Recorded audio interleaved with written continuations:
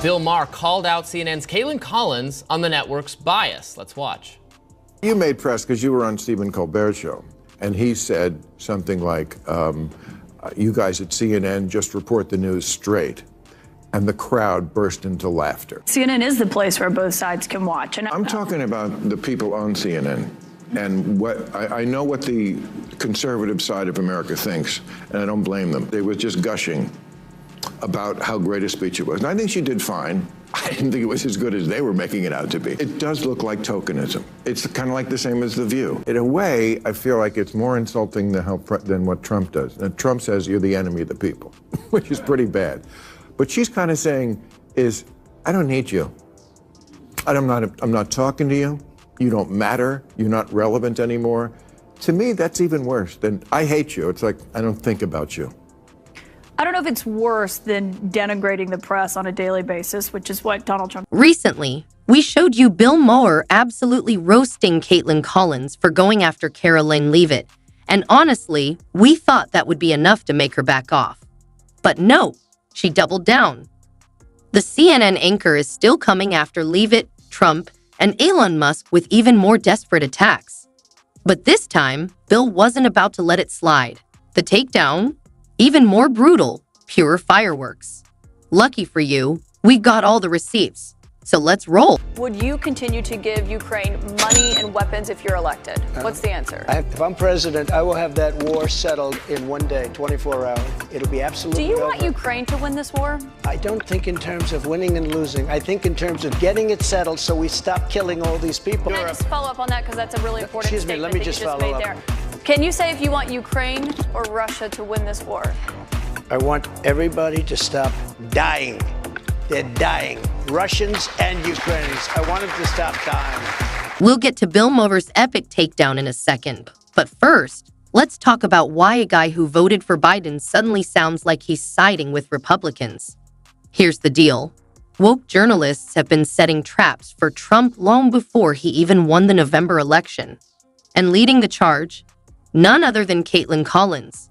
In the clip we just watched, the CNN anchor was fishing for a asterisk gotcha asterisk moment, something that could make Trump look unfit for office. The question was a setup. If Trump said he wanted Ukraine to win, he'd be accused of escalating World War II. If he backed Russia, he'd be smeared as a traitor. A lose-lose scenario. Kaitlan thought she had him cornered, but Trump isn't new to this game. He sidestepped the trap flawlessly, insisting he didn't want any more lives lost, whether Ukrainian or Russian. A smart move. But if there's one thing the woke mob asterisk can't stand asterisk, it's losing control of the narrative. And trust me, they weren't about to let this one slide. They doubled down. Why you held on to those documents when you knew the federal government was seeking them and then had given you a subpoena to return them? Are you ready? Are you ready? Can I talk? Yeah, what's you the mind? answer? Do you mind? I would like for you to answer the question. Okay, it's very simple to answer. That's why I asked it. It's very simple to, you're a nasty person, I'll tell you. Ooh, looks like Trump wasn't having any of Kaitlan Collins' antics. So he called her out asterisk right then, and they're asterisk, and honestly, he had every reason to. Instead of asking a straight question, Kaitlan was rambling, layering in commentary, and wasting time, almost like she was filibustering her own interview. Asterisk classic CNN move asterisk, it was obvious what she was doing. This wasn't about getting real answers. Her entire strategy was to trap Trump with convoluted, no-win questions. Something designed to trip him up or, even better, catch him in a soundbite the media could run with for days. But Trump? He saw it coming from a mile away. Like a seasoned fighter, he bobbed, weaved, and dodged every setup, then turned around and landed a asterisk devastating asterisk counterpunch. One moment, Kaitlan thought she had him cornered. The next, she was the one scrambling. Brutal. And let's be real, this wasn't the first time she tried this. But as always, Trump flipped the script right in her face. Still, she didn't back down.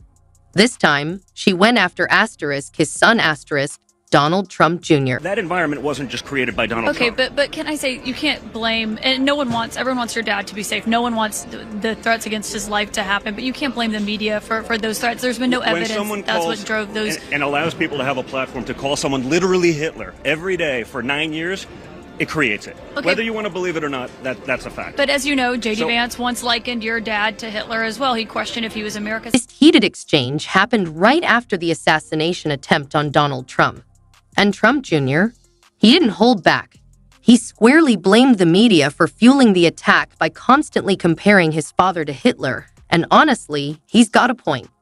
For nearly a decade, the media has painted Trump as America's Hitler a dictator hellbent on destroying the country. They've mocked him, demonized him, and turned him into a monster in the public eye. And did you catch that last smug remark from Kaitlan Collins? She tried to twist J.D. Vance's past words, claiming he once compared Trump to Hitler. But here's the thing. Vance never had the media's power, influence, or massive reach, so his words didn't carry the same weight. Plus, back then, he might have fallen for the media's anti-Trump narrative, until he actually got to know Trump and realized he was nothing like the villain they made him out to be. So is it any surprise Bill Maher flared up? He sees the hypocrisy, the double standards, and the dangerous consequences of media-driven smear campaigns. And this time, he wasn't letting them off the hook. Is it appropriate to bury the Hunter Biden? You're talking about the press doing that? He's saying that's what they did, and that is what they did. They buried the Hunter Biden story before the election because they were like, we can't risk having the election thrown to Trump. We'll tell them after the election. And we know for a fact that that's what they did? Of course. You don't follow this. Saying you know for a fact that that's what they did. I don't know what they did. I know, because you only watch MSNBC. No, that's not true. Bill Maher had enough of the media's double standards. Kaitlan Collins and her colleagues have spent years crafting a one-sided narrative, painting Biden as a saint and Trump as the ultimate villain. They're not just reporting the news. They're manufacturing it. Their obsession with keeping Democrats in power has led to relentless negative coverage of Trump, twisting every word, spinning every headline, and fueling the outrage machine 24/7. But when scandals involve their guy, total silence. Take Hunter Biden, for example. His laptop leaks damning evidence of corruption, influence peddling, and shady foreign deals. But Kaitlan and her crew bury the story like it never even happened. Now, imagine if Don Jr. had even *1/10 of Hunter's baggage. CNN would be running wall-to-wall coverage for weeks, and that's exactly why Bill Maher snapped. He sees the hypocrisy. He knows the media isn't just biased. They're activists in disguise and this time, he wasn't about to let them off easy. There was what you'd have to call some sort of media suppression of Hunter Biden's computer right before the election. Oh, no doubt. No doubt. Okay, and the truth is, I still don't know what I think about that. And sometimes, right. But I mean, to actually parse everything in there and figure out just how dirty Biden Sr. is as a result of the information there. Can I go to step two? But nothing really, it was common, it was the kind of sort of everyday graft that's sleazy, but doesn't affect the world, probably. Yes. Hunter Biden sold his father's influence to get money, but Joe Biden himself would not give away our nuclear secrets to the Chinese. Yes, He's not, he has a soft spot for his son, his ne'er-do-well, stupid son. I mean, you've heard his voicemails to his Hunter. So, like, Dad, I'm in a little bit of a jam. Could you just meet with the Chinese guy next week? It would mean a lot to me. And Joe would do it. And then and then Hunter would get the money for the meeting. Yep, that's how bad things got when the Hunter Biden scandal exploded. And honestly, we're probably lucky he didn't sweet-talk his dad into handing over the nuclear codes for a quick payday. Given his track record, would anyone really be shocked? The man has sold access, influence, and who knows what else. But sure, let's all pretend Trump is the real villain here.